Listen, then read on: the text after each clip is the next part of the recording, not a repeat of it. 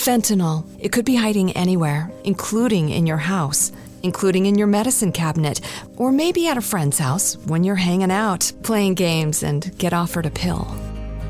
Don't take chances. If a drug didn't come from a pharmacy directly to you, you can find fentanyl using a simple strip you can pick up at your local pharmacy. Don't take it until you test it, because fentanyl can be hiding anywhere. Brought to you by the Georgia Department of Behavioral Health and Mental Disabilities. If you're a maintenance supervisor for a commercial property, you've had to deal with everything from leaky faucets to flickering light bulbs. But nothing's worse than that ancient boiler that's lived in the building since the day it was built, 50 years ago. It's enough to make anyone lose their cool. That's where Grainger comes in. With industrial-grade products and dependable fast delivery, Grainger can help with any challenge, from worn-out components to everyday necessities. Call, click Grainger.com, or just stop by. Grainger, for the ones who get it done. At your job, do you ever have to deal with a nose roller? How about a snub pulley? Well, if you're installing a new conveyor belt system, dealing with the different components can sound like you're speaking a foreign language. Luckily, you've got a team ready to help. Grainger's technical product specialists are fluent in maintenance, repair, and operations. So whenever you want to talk shop, just reach out. Call, click Grainger.com, or just stop by. Grainger, for the ones who get it done. It's the Opperman Report. Join digital forensic investigator and PI Ed Opperman for an in-depth discussion of conspiracy theories, strategy of New World Order resistance, high-profile court cases in the news, and interviews with expert guests and authors on these topics and more. It's the Opperman Report. And now, here is investigator Ed Opperman.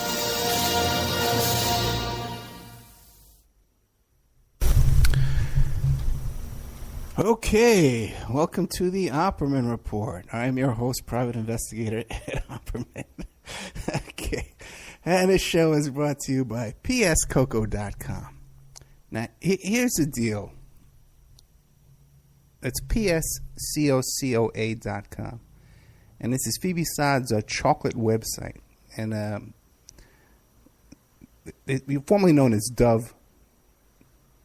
What was it called? Dove Discoveries or something like that? Dove Chocolate Discoveries, and now it's called the Cocoa Exchange. So pscoco.com is Phoebe Saad's chocolate website. You can go there, pscoco.com, and you click on the Shop Now button. It takes you to this beautiful website with all these different kinds of chocolates and cocoa mixes and martini mixes, all that kind of stuff you can get, right? Now, everybody loves chocolate. I don't know anybody that doesn't like chocolate. A little piece of chocolate now and then, right? Everything in moderation. As I say on my Daniel fast, I can't have any chocolate. By day number 9, by the way, on my Daniel fast. But everybody loves chocolate. Now, the thing is this. You can plan ahead. Like right now, you'd love to have a piece of chocolate. You probably don't have one in your house, right? But I'm talking about this chocolate. Your mouth is watering. You want the chocolate. The best possible chocolate you can get is from Phoebe Saad's website, pscoco.com. Now, you order the chocolate tonight. While you listen to the show, you sit back, you put your feet up, right? You're drinking a regular martini. You could be drinking a chocolate martini. The joke's on you, right? You order the chocolate now. It comes refrigerated in a special package. You know, you save the package. You use it for something else around the house. You want to go fishing one day. You put your bait in there, right? Right? You got a whole plan here with the chocolate.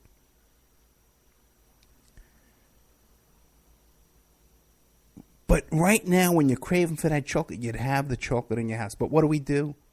No, we say, no, we will go to the supermarket and buy that crap chocolate. Or we'll go to the candy store and buy some garbage chocolate.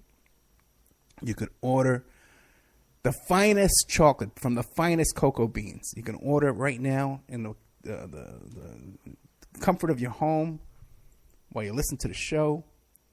How's the audio there in the chat room? Okay? And order the chocolate tonight.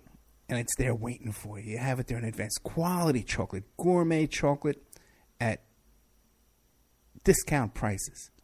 pscoco.com. And then also, too, what do? You're listening to the show. You love the show.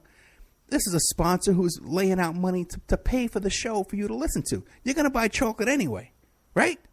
Of course. You're going to buy chocolate. Everybody's going to buy chocolate sooner or later. You got good chocolate. coming from pscoco.com, Phoebe-Side's chocolate website. You support a sponsor, and you support the show that you enjoy listening to. You can sit back and sip your hot cocoa or your martini mix while you listen to the show. Okay? And you also want to go into the cocoa business, pscoco.com. You go there and you click on the Contact Us button and talk to Phoebe-Side. Get yourself into the cocoa business. And cocoa is actually a superfood. Did you know that? It's very good for you. We just heard from Yoli in the chat room, and she should know. Okay.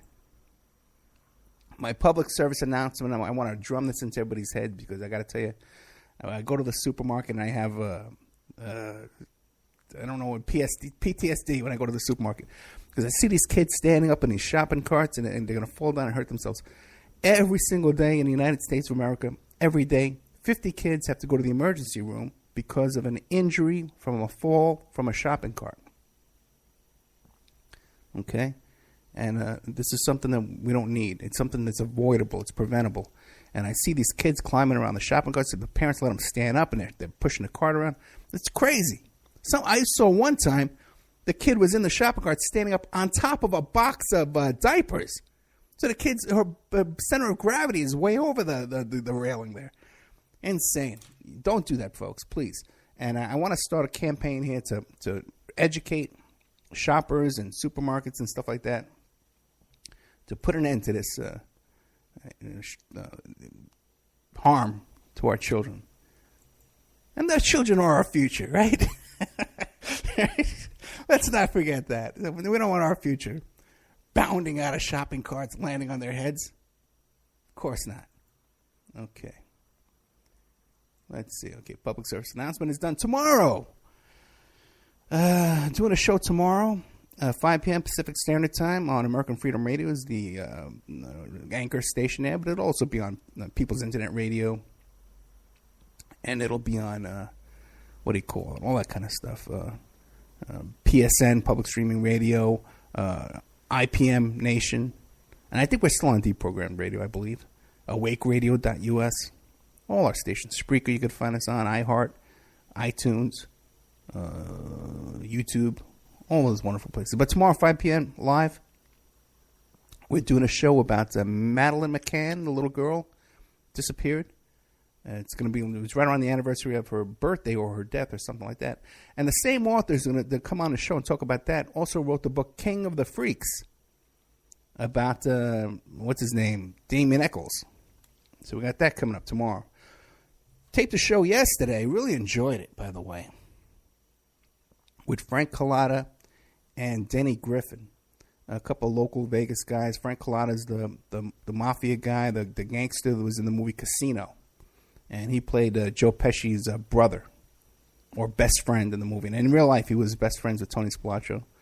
And he's the last man standing in that case, by the way. Everybody else died, And they're all dead. And Frank Collada's still alive. And fascinating guy. The last time I had him on the show, I had a bunch of questions for him, but he wanted to leave early. He says, I got to go. What are you going to tell him? No? You know what I mean? So, but this time I got a hold of him, and I held him down, and I had a whole bunch of personal... Fentanyl. It could be hiding anywhere, including in your house, including in your medicine cabinet, or maybe at a friend's house when you're hanging out, playing games, and get offered a pill.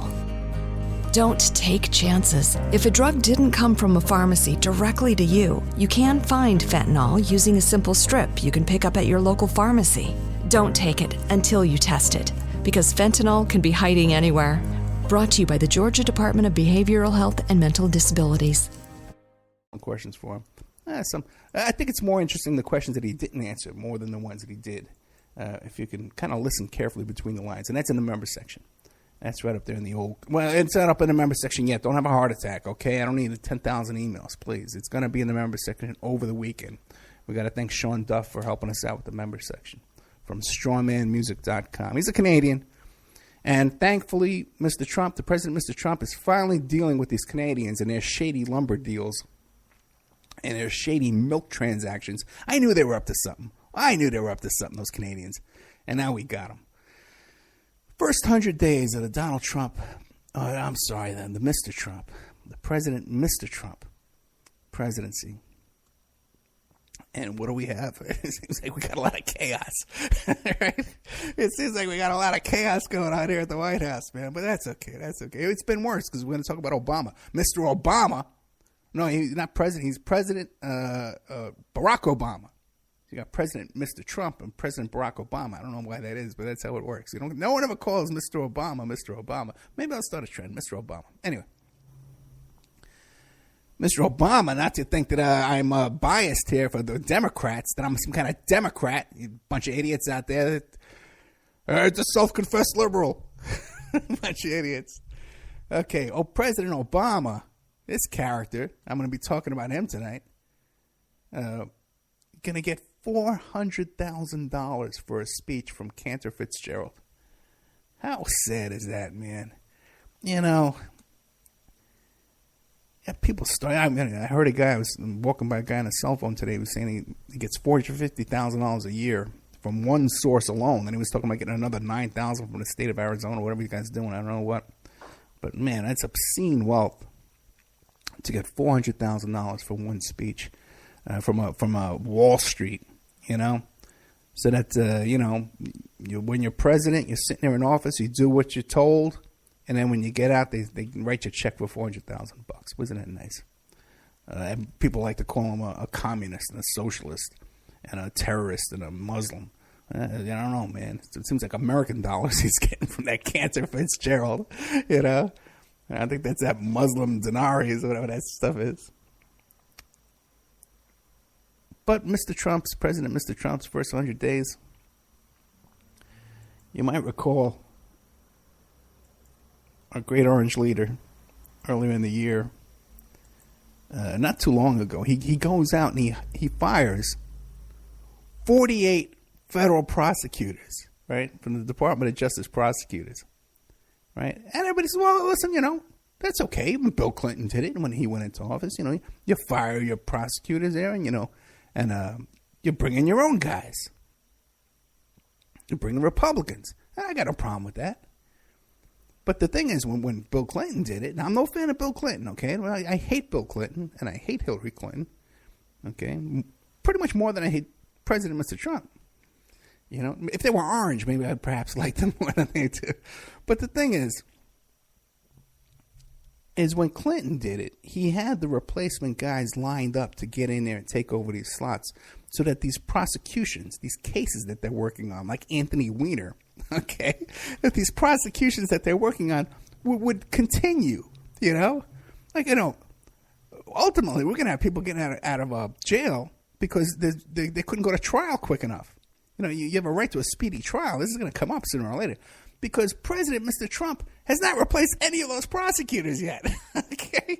And this isn't a case of, it's a Democrat stalling the approvals. No, man, he could appoint 48 guys today.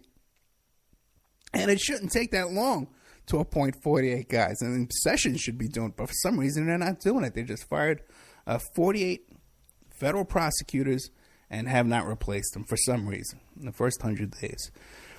Then we have the whole case about NAFTA. Well, he signed a thing. We saw him sign it. It was on TV. They did a whole press conference where they showed him. They had a pen. He gave a pen to each person. And went, I'm repealing NAFTA.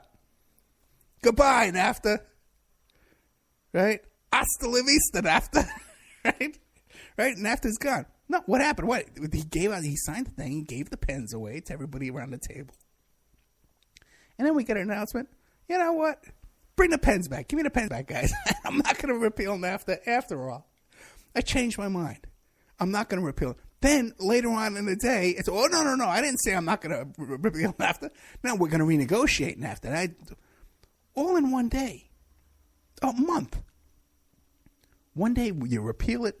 The next day we don't repeal it. The same day, we don't know. Give me the pens back. Okay.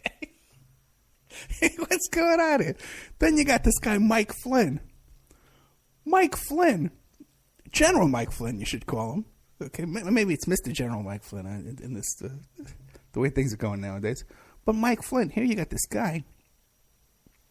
And yeah, he was appointed by Obama. He was fired by Obama. He got a security clearance by Obama.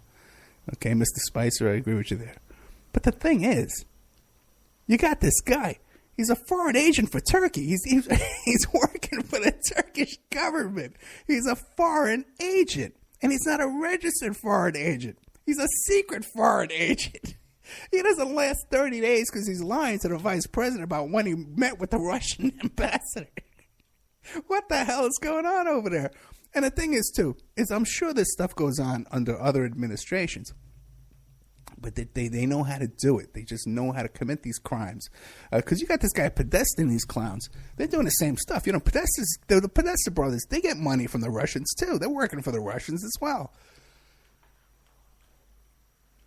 They're just better at doing it, man. Trump can't get away with a damn thing, man. He's just too sloppy and too flaky, man. Comes out with this new tax plan this week. On one page. A one-page tax plan. Okay, it's a brilliant tax plan, right? Let me ask you a question. Do you know, with this new tax plan, right, it's going to affect all of us if it somehow gets, you know, they come up with a real legislation, that they write some real laws and it gets approved by Congress.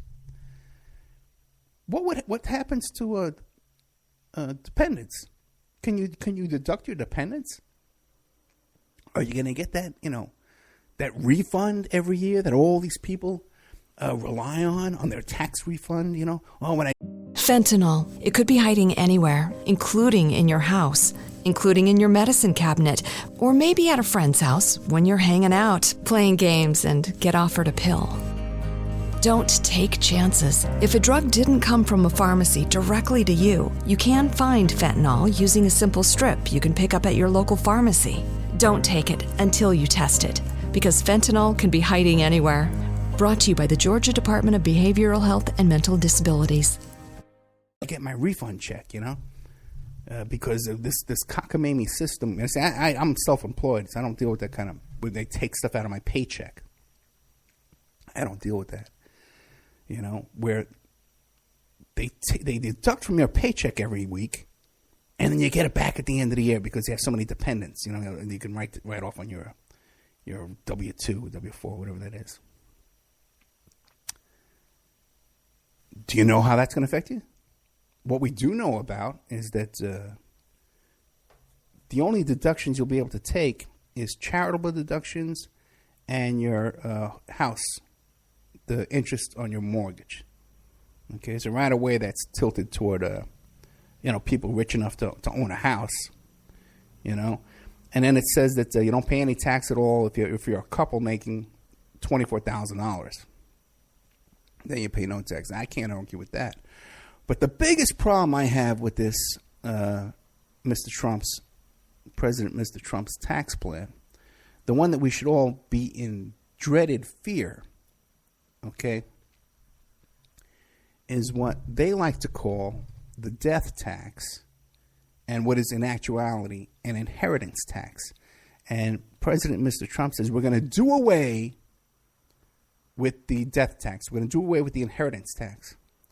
Now, they like to call it the death tax because they say, well, you know, you worked all your life and you paid tax on your income, and then you have it all saved up, and then you want to give it to you die, and then you have to pay another tax. Your kids have to pay another tax on the money you made.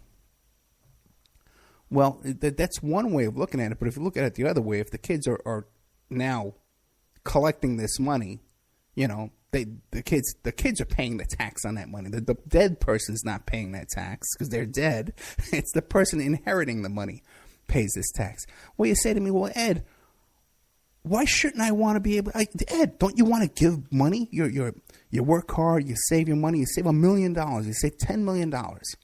You got a couple of houses, a few cars, you got a business, you got stocks and insurance policy. And you would accumulate an estate of $10 million. Don't you want to give that to Victoria, your daughter? And you know, that she can have a leg up and send her kids to a good college, you know, don't you want that, Ed? Yeah, I have no problem with that. See, the problem with doing away with the inheritance tax and having zero inheritance tax is these dynasties. The Procter & Gamble's, the Johnson & Johnsons, the Folgers, the Colgates, the DuPonts, these dynasties of the Rockefellers, of billionaires that, okay, fine, they 200 years ago, they had slaves and they were able to get to go west, young man. They were able to get to the west and, get these oil wells and get there first, because they had money and they got there first. And they had the slaves and they had the wherewithal, the setup back then 200 years ago to do that kind of stuff. So now they got all that oil, they got the oil wells, they got all that money. They went into the soap business, Johnson & Johnson. They sell you soap and toothpaste every morning. Stuff we all buy every single day. They got an empire. Okay? And they hand that empire down to their lazy, good-for-nothing kids that never worked a damn day in their life and don't deserve that money just for doing nothing, just for the accident of birth. Okay? If you took the kids and you switched them in the hospital, two kids are born, you switch them in those little incubators or those little cribs, whatever they got there at the hospital, right? And then another kid born from a different bloodline gets that money. So it's an accident of birth that they get this money. And it creates, by doing away with the inheritance tax, what we are guaranteeing is that the 1% get more richer and more powerful and retain their wealth and expand their wealth exponentially. And the rest of us have less of a chance of ever breaking out of our slavery existence to these bums and getting a fair shake at this pie. Then we all get a piece of this pie. We're all working. Don't tell me, if you're a working man out there, that you're not working harder than these guys. Okay? It's not about working. Okay, we're working harder than they are. These guys that we inherit, then they can go to the best colleges, these Ivy League colleges and stuff like that. Yeah. And I got a smart kid, man. I got a smart kid with great grades who's going to just shoot in, by the way. You can congratulate my daughter now because there's a shoe-in for the debate captain on her team. And she almost made it to nationals. She made it to state, almost made it to nationals as a sophomore. We're almost guaranteed to get to nationals either in a junior or senior year. And she's probably going to be president of the debate club in future years. But she can't get into Harvard because she didn't go to the prep schools. I can't afford to put her in a prep school for Harvard. She ain't getting into Yale, It's not a fair deal. I want to give a little shout out to my daughter, too, for helping me out this week. And this kid's a saint, And in town this week in Las Vegas is the National Association of Broadcasters, the NAB conference, a convention. Right, and as you always hear about, Art Bell's down there, and Jimmy Church, and John B. Wells, and all these guys are down there, and so one of my daughter's friends is involved with a local production of a cartoon, where she's doing a voiceover for a cartoon, and they had passes for NAB. These passes would cost $1,500. Otherwise, I would have went in years past. And my daughter talked to the kid and says, hey, can you get my dad, as a broadcaster, if he can get into this, it would be a big advancement for our show here, and we were able to borrow a couple of passes and go down there. It was a hectic day. It was on Wednesday. I woke up that morning. The car wouldn't start because I keep blowing a fuse when you start the car. So I bought these little fuses. I bought a little case of these fuses. I've just been replacing the fuse, whenever I had to. But that morning, man, my daughter had a test 2 a.m. And every time I put a new fuse in, it was burning out the fuse before I even started. So we had to have the car towed and have it repaired. And then I had to walk her to school an hour back and forth, walking her down there. And I'm on this Daniel fast. It's like day number 9 today, I think it is. So, by the way, if you want to participate in the Daniel fast, you can start now. You just look it up, Daniel fast, on the internet. And it's pretty much no meat, no fish, no sugar, no coffee, no alcohol. No bread, of course, and just fruits, nuts, and vegetables. You can have a nice little pasta sauce, you can have on some of those veggie pastas, stuff like that. Stir fry, you can eat black bean soup. I made a great vegetable soup with the cannellini beans, tonight. Delicious. But so anyway, so Wednesday, when the car broke down, I'm dieting, I'm cranky. And we had to walk all the way down, and then we had to rent a car. And I had to get, you should see the characters that drove me to rent the car. That's a whole nother story. But I put out a call to get someone to help me to drive me down there to rent the car, and a couple of crackheads show up, drive me down there. I can imagine what was in the car if I got pulled over. Then we went to NAB, and we walked all over that place all overnight to check that out. Okay, anyway, that's my little adventure this week. Coming back after this break, we're going to be talking about Obama and his CIA connections.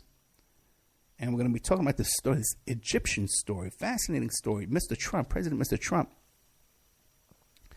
This is really bizarre thing where he invited this woman to the White House named Aya Hijazi and her husband.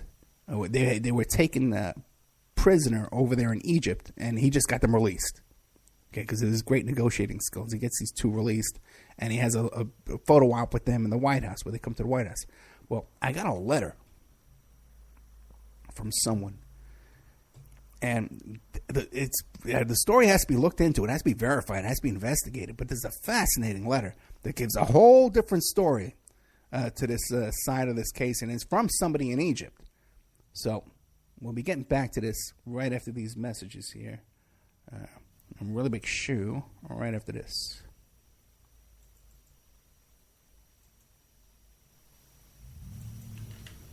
And now a word from our sponsors. Did you know that 30% of all people on online dating websites and personal ads are either married or in a monogamous relationship? 30%. If you suspect that your husband, your wife, your boyfriend, your girlfriend may be cheating online, go to emailrevealer.com. And our online infidelity investigation. You give us their email address, and we could trace it back to online personal ads, dating sites, and social networks. We can even expand the investigation and find them cheating on escort service sites or even porn sites if they're registered to porn sites and swinger sites. So check out emailrevealer.com if you suspect your spouse is cheating, and check out our online infidelity investigation. William Ramsey is a producer here at the Opperman Report, and he's just come out with a new book, Children of the Beast, Aleister Crowley's Shadow Over Humanity. Now, he just sent me a copy of this book. Oh boy, it's about 2 inches thick. And there's a chapter on just about everybody in this book that you can imagine. The Beatles,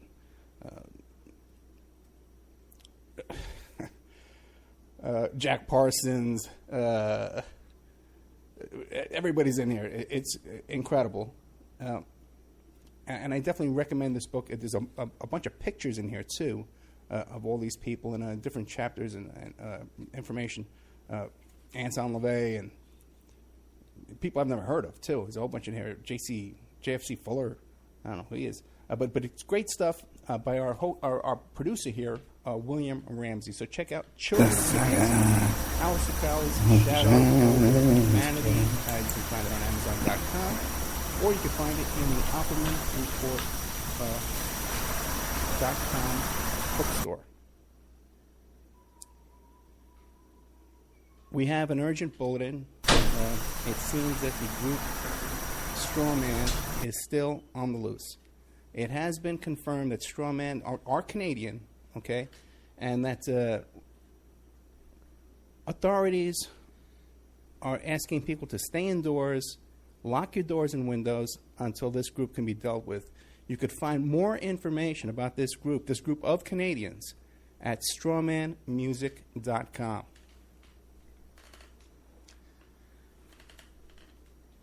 You can have your ad played here. Okay, we're looking for sponsors. Okay, in fact, we desperately need sponsors right now to take this show to the next level. So you can have your ad played here, read live, like I'm doing now, so artfully.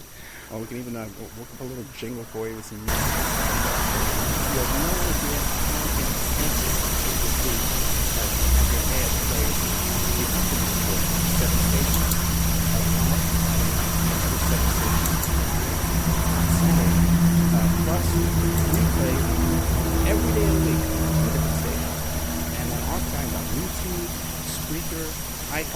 Show, iTunes, and all different kinds of podcasts, Pod This and Podbean, all different kinds of places who archive the show for us.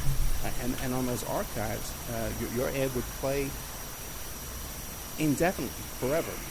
You also get a little banner on OppermanReport.com.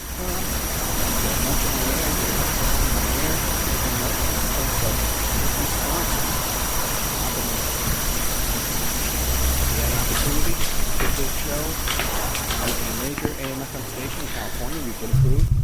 So if you want to sponsor us into that, so incredibly inexpensive that your ad would be heard by a the range covers 5 million people in population where your ad would be broadcast, and all these other stations would be thrown into the state. So it's really important. Report.com. Get a copy of my book, How to Become a Successful Private Investigator. You can get a copy of that book at emailrevealer.com, or you can get a copy of that book now. It's back up on Amazon.com. Fentanyl. It could be hiding anywhere, including in your house, including in your medicine cabinet, or maybe at a friend's house when you're hanging out, playing games, and get offered a pill. Don't take chances. If a drug didn't come from a pharmacy directly to you, you can find fentanyl using a simple strip you can pick up at your local pharmacy. Don't take it until you test it, because fentanyl can be hiding anywhere. Brought to you by the Georgia Department of Behavioral Health and Mental Disabilities. How to Become a Successful Private Investigator by Ed Opperman. And this book has been updated a little bit from the previous book that we had that was available to our wonderful listeners. Okay, welcome back to the Opperman Report. I'm your host, Private Investigator Ed Opperman, and this show is brought to you by pscoco.com. Yeah, I apologize too about the static during the commercials. I know I have to turn the mute on. I'll remember. I'll do it next week. I promise. Okay. By the way, too, people are saying in the chat room about how these billionaires, they have ways to avoid the inheritance tax. Yes and no. And see, they actually have less ways of avoiding the inheritance tax than the average person does. The average working man, if you want to avoid this tax, you can put your house in joint tenants with your kids. You can put your bank accounts in joint tenants with your kids. But when you start getting into these big, giant with stock portfolios and all this kind of stuff like that, it's much more difficult. And yeah, there's trust and things you can do. I'm familiar with all that kind of stuff. But the inheritance tax is our only hope of ever getting a chance to compete with these people that have the money from 500 years ago. And that's just what it is, man. These guys, they've had this money for 500 years, these families. Okay, back to the notes. Show's almost over. Thank God. Okay. All right, Obama and the CIA. Remember Glenn Beck? Used to have that show on Fox News when Obama first got elected. It was a long time ago. It was 8 years ago for a lot of people listening to the show. And I have a lot of youngsters out there. A lot of youngins listen to the show. They watch for Topo Gigio. That's for the kids. Anyway, I wonder if I make sense to people sometimes. I have these jokes like inside jokes. Who cares? But Glenn Beck, now he's had like a nervous breakdown. The guy's a mess if you see him now. He wears these sweaters. He has like 4 sweaters on at the same time and a suit jacket over that. I don't know what this guy's up to, who's dressing him. He starts crying when they interview him. It's, the guy's a wreck. Whatever's happened to this man, God bless him. He's a Looney Tune right-wing nut, but God bless him. By the way, he used to be a shock jock. Did you know that? Before he became a right-wing pundit and genius, teaching people about right-wingery, he was a shock jock. Glenn Beck, look it up. But Glenn Beck, Obama gets elected, and people hear this name, Barack Hussein Obama. What's this? Muslim terrorist. You had Osama bin Laden bomb the trade centers, and this guy Barack Obama. That's too close for comfort. There's something going on here. Plus, he's a black guy. What's going on with him? He's got no paperwork. What, who, what, where? All these old white guys get nervous. So you got Glenn Beck gets a show on Fox News. And his whole show every single day, it was fascinating. I would watch this thing. It was fascinating. He had this big whiteboard, you know, and it had one of those markers. And he'd be writing on it like a teacher. He's going to teach us a lesson today. And every single day, the lesson was pretty much the same thing. It starts off with Karl Marx. At the upper left-hand corner was Karl Marx. Karl Marx. And then Karl Marx is connected to Stalin and Lenin and Trotsky. And it goes, Obama's mother. And then Obama's mother was... And it was every week somehow connecting Obama to Marx, connecting Obama to Bill Ayers, Obama to Muslim Brother. Every trail led to Barack Obama, President Barack Obama. It started off with Hitler. Obama's part of Hitler. It was great. But, you know, and I used to hear this thing, you know, that Obama, everyone kind of knew he was CIA. I talked to Cynthia McKinney about it, Cindy Sheehan, Springman, that guy, the guy who wrote the book about the visas for Al-Qaeda, very good book. The guy was in the State Department. And, you know, as Obama is carrying out the same policies as Bush and Clinton, also CIA, you know, connected. So I'm flipping through the channels this week, and I said, you know, I haven't seen Obama in a long time. There's all stories about, he's under arrest, and he's got his own army, all kind of crazy right-wing nut fake news stories. But Obama comes out, and he's giving a speech to these school interns, these young college students. And he comes out. First time we've seen him in a long time. And he starts his speech, and he goes, when I graduated college, I went to work to pay off my student loans, to pay off my student debt.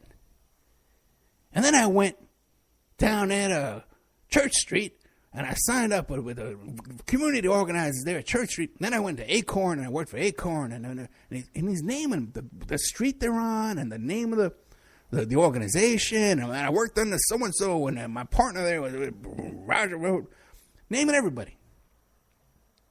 And I said, wait a second. Let's back this up. Let's back this up in reverse. Okay? Right? Back it up. What'd he say? When I got out of college, I went to work to pay off my student loans. Well, where'd he go to work? How come he's not mentioned in that place? Why doesn't he mention that? Right? And I challenge you. Go out there and Google Barack Obama's employment history, Barack Obama's resume, Barack Obama's work history, and you're going to hear about all these, the community organizing, and went to the Senate, and went to whatever, all this stuff he did when he went into politics later on, law firm, you know, all this stuff. But the one you never hear about, it's never mentioned anywhere, and you can't find it unless you Google it along with Barack Obama, and usually Barack Obama and CIA, then it comes up. But when Barack Obama got out of college, he's not going to tell you about it. He doesn't like to talk about it, but I like to talk about it. Glenn Beck doesn't like to talk about it either, by the way, is the point I'm trying to make. I like to talk about it, though. When Barack Obama got out of college and went to work to pay off the student loans, he went to work for a place called Business International Corporation. That's the first place he went to work when he came out of college. Late in the summer of 1983, the future president of the United States, Barack Obama, interviewed for a job at Business International Corporation. He worked there for a little more than a year as a research associate in its financial services division.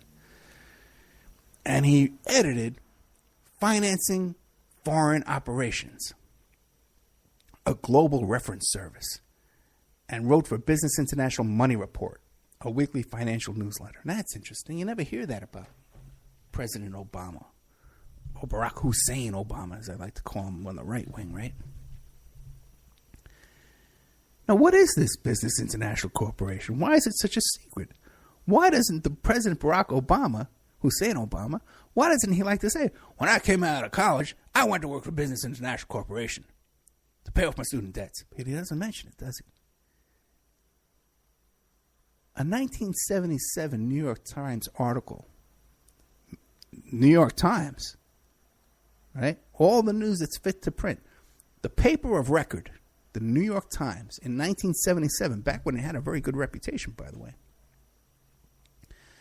mentioned Business International as one of the lesser known of 22 news organizations found to have employed journalists who were also working for the Central Intelligence Agency.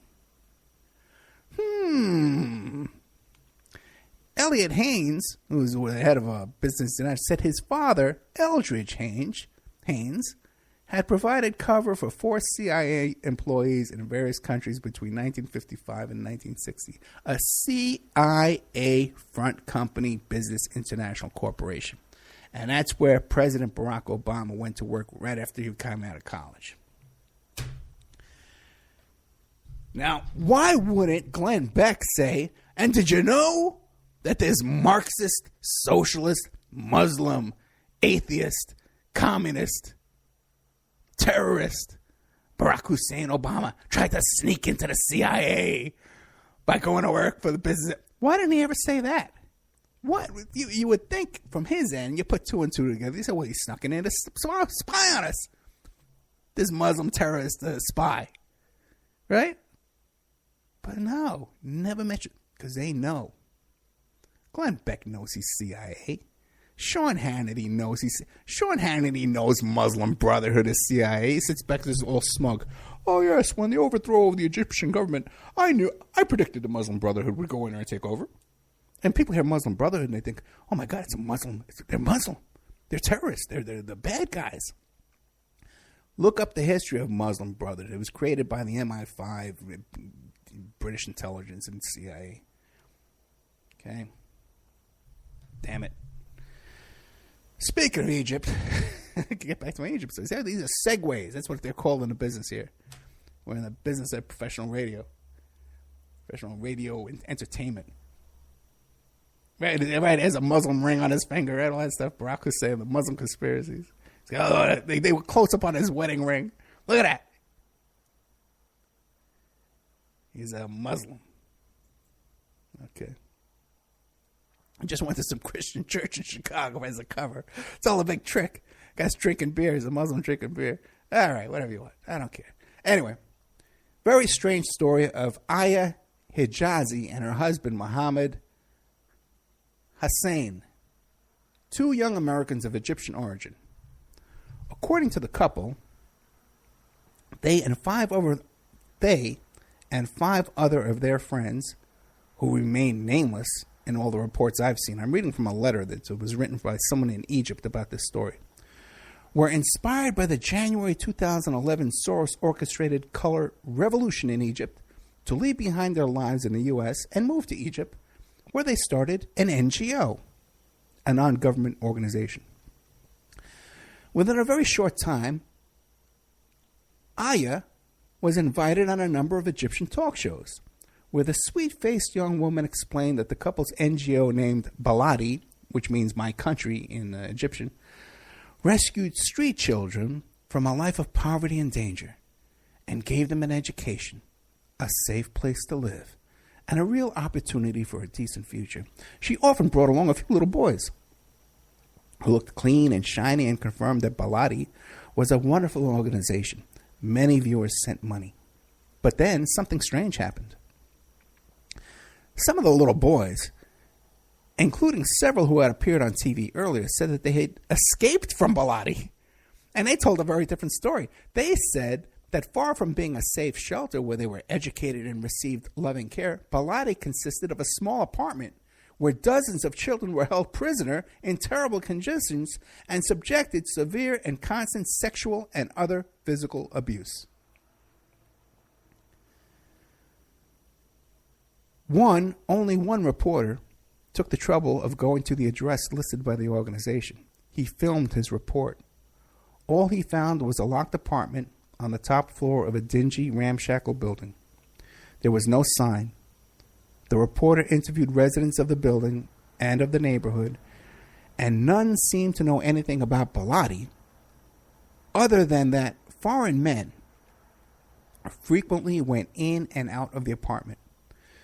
The police investigated, and they found the children's testimony credible. Bellotti was not a legally registered NGO, and it was operating in violation of Egyptian law and soliciting money illegally. Aya Hijazi and her husband were arrested. This caused an international outcry in the Western media, Western-based human rights organizations, and even the White House. Getting Aya and her husband released was a priority of the Obama administration. Oddly enough, after 3 years, the case never came to trial, even though it was an established fact that the NGO had been operating and soliciting money illegally. Furthermore, its only address was indeed just a small rented apartment, despite its claim of housing dozens of children. Did the couple violate Egyptian law? Yes, they did. After President Sisi's recent visit to the United States, U.S. President Trump said he had personally requested Fentanyl. It could be hiding anywhere, including in your house, including in your medicine cabinet, or maybe at a friend's house when you're hanging out, playing games, and get offered a pill. Don't take chances. If a drug didn't come from a pharmacy directly to you, you can find fentanyl using a simple strip you can pick up at your local pharmacy. Don't take it until you test it, because fentanyl can be hiding anywhere. Brought to you by the Georgia Department of Behavioral Health and Mental Disabilities. And her husband to be released to the United States. And lo and behold, the case finally came to trial, and they were all acquitted. So Aya and her husband and their companions were transported back to America in a U.S. Air Force plane, accompanied by a top White House official, and were received as returning heroes by President Trump himself in the White House. Now, this came from someone on the ground in Egypt.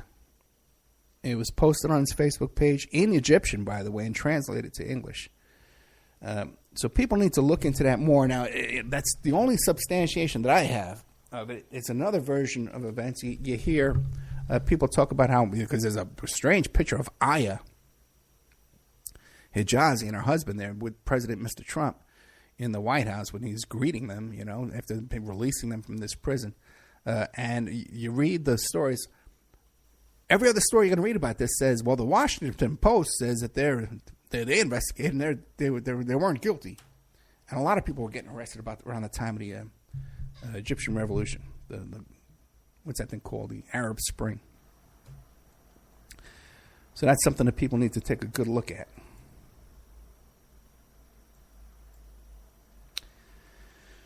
Spent several days this week. We're talking about the saga of John S. Captain.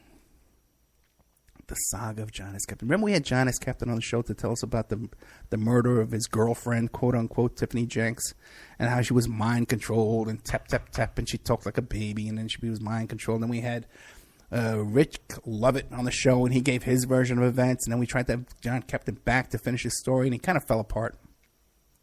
Since then, they tried to Shanghai me into a debate between these two. And then when I started asking Captain about his whereabouts, he told me he's in China. He wasn't in China. We don't know where he is. He denies it. Then he blocks me on Facebook, blah, blah, blah. I'm getting all these court documents now sent to me by these people over this Black Rose organization. And they're sending me all this stuff. They sent me the confession of the shooter in this case. Daniel, I forget his name. They sent me this, the guy's interrogation and his confession. So this is the saga, and I said I was done with John S. Captain, but this is the further saga of John S. Captain.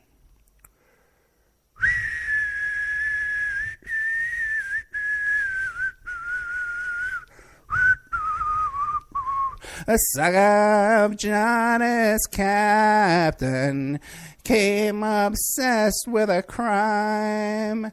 He can't get any of the facts straight.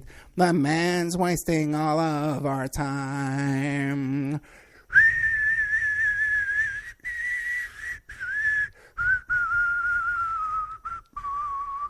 I gotta get a harmonica. Okay, that's my little ode to John S. Captain that I wrote today. Okay. In my best little Bob Dylan voice. I used to play the harmonica, by the way, when I was a kid. I was going to run out and buy a harmonica this week and do that, but I figured the whistling was fine. Anyway, I read the whole confession. And one of the contentions of Mr. John S. Captain, the hero of our story here, is that Dan, the confessed shooter, was found with $7,000 in his possession that night. Well, when you read the confession, that's not at all what they say. There's no record. He had several $1,000s in his pocket. He had a couple of $1,000 in his pocket, several, probably 3,000. But in his confession, he's explaining why he wanted to buy a gun. He says, I don't have a bank account. I carry all my money in my pocket. I had a friend who was robbed at the bus stop for $90. And on some days, I'll have $7,000 in my pocket. Which makes sense, too, by the way, because the guy was a mover. And sometimes when you're moving companies, they pay in cash. And, he has to go deliver that money. So he would have a big chunk of money in his pocket. But he did not have $7,000 on his person the night of the murders or even when he was taken into custody. That's fiction. That's made up. That's craziness. There are some interesting things in this confession, this statement here, where it talks about the two other shooters, not shooters, but the two other people involved in this crime. The male, Josh, had a pentagram tattoo, and the woman had pictures of her where she had this gun in her mouth, pictures of the gun in her mouth, and they say the gun in other places, like in her vagina or her anus, who knows what they're talking about. But the cops are talking about that she had pictures of her with this gun in other places. Very bizarre. Also, too, we've established, too, that the child endangerment charges that were involved in this, the child was not 9 years old, as Captain claimed, but 13 years old. That's been established. And Mr. Captain claimed that, according to this confession, which I've read the entire confession now, that they were raping this child as a celebration on the night of the murder. That's not at all what this confession says. What it says is that they were having, the man, Dan, says that he woke up, they were having sex on top of him, okay, to celebrate this murder, okay, at one point. And he says they were having sex all over the room. They had sex in the daughter's bed, but not with the daughter, but just with her in the bed, and that she saw them naked and stuff, and she made a comment of, hey, is it safe to come out, because they were having sex all over the place. So that was part of the endangerment charges. And there was other rape charges that took place in their other travels in other hotels. So the problem here we have with this story here is that even if you believe everything the captain has to say from his perspective, from his point of view, it's still an iffy story. There's a lot of holes in it. But then when you start looking at the facts of the story, and you see all the stuff he has wrong and he's confused about, and he just doesn't understand, or that he deliberately misrepresents, in many cases. That's where we're left with the saga of John S. Captain, and my little song as an ode. Ed is not drunk. I have not had a drink. I haven't had a drink in over 9 days, my friend, ladies and gentlemen. Okay, I'm still doing a Daniel Fast. If you want to get involved in a Daniel Fast, you can start now. Google Daniel Fast, and you can start the diet with me. And we're going to put, you can take pictures, before and after pictures. And we're going to put all these stories, you write your recipes you've used for the week, and the different stories and stuff like that, and we'll put it in the book. We're going to put out a book on the Daniel Fast. So you'll be published in a book. No, I agree with you. I'm not making excuses, but I'm just saying that the facts that it is right. If they listen, the kid was definitely being abused. Okay, having to witness these two naked people having sex all over the room and in her bed while she was sleeping, and she said she didn't sleep, but she couldn't sleep all night long. So, but actually having penetration in this child that night did not happen, as Mr. Captain claims. So either he reads the same documents we're reading and he just doesn't understand what he's reading, or he's just making things up, is my point, okay, that I'm trying to make here. All right, guys, listen, if you enjoyed the show, there's a lot of new great content up in the members section, OppermanReport.com. Trust me, there's stuff you hear on this show you're not going to hear anywhere else. some tonight. You heard some stuff tonight. Everyone just ran to town with this John S. Captain story. No one took a look at it. No one bothered to read all the documents. So I'm working my butt off here for you. OppermanReport.com. Become a member and help support the show. You want to sponsor the show? We're going to have a Red Ouimet is going to be a sponsor of the show. I'm waiting for his check to come in. And he wrote the book, Nobody Cares and What I Did About It. And he's that gangster from Chicago who testified against all those people. He ran all those massage parlors and stuff there. And we're going to have him back on the show to explain more of his story. He's going to be sponsoring the show soon. But if you want to get your business, your event, you got an event coming up, even if you just want to sponsor for a week, contact me. We'll work out a deal. OppermanReport@gmail.com. I'm trying to get this hernia operation, and I'm doing pretty good. So a lot of jobs I'm working. So I'm able to save up and get this operation. It's the cheapest doctor in town. It's not very comforting to think. I'm coming to this, discount hernia guy. You know what I mean? It's not very encouraging. But anyway, that's what I'm doing. So you want to send a donation toward my hernia operation, OppermanReport@gmail.com. Coming up after this is Pierce Redmond. Everybody loves Pierce Redmond. And he has Tom Secker and Chuck O'Celli on his show. And they're going to be talking about a lot of different things. I have not listened to the show, but he always puts out good quality content. Pierce Redmond, Porkins Policy. Tomorrow, don't forget, 5 p.m., we're going to be talking about Damon Eccles, King of the Freaks, and also the Madeleine McCann story with some real experts on the case. So that's it for tonight's show. Really big shoe. And I'll see you next week. Well, I'll see you tomorrow, actually. Okay. Thank you so much. I really appreciate the audience and your continued support and all your kind words and stuff that I get from you during the week. Thank you very much. Good night.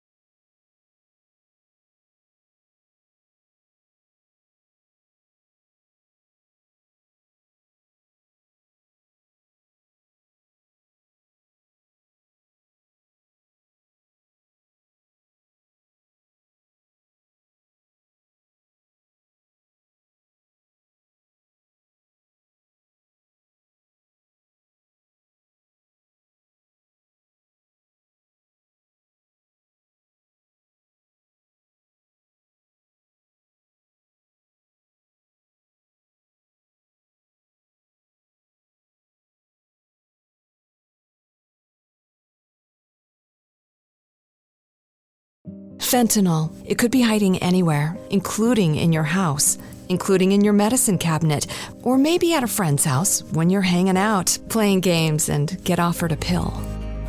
Don't take chances. If a drug didn't come from a pharmacy directly to you, you can find fentanyl using a simple strip you can pick up at your local pharmacy. Don't take it until you test it, because fentanyl can be hiding anywhere. Brought to you by the Georgia Department of Behavioral Health and Mental Disabilities.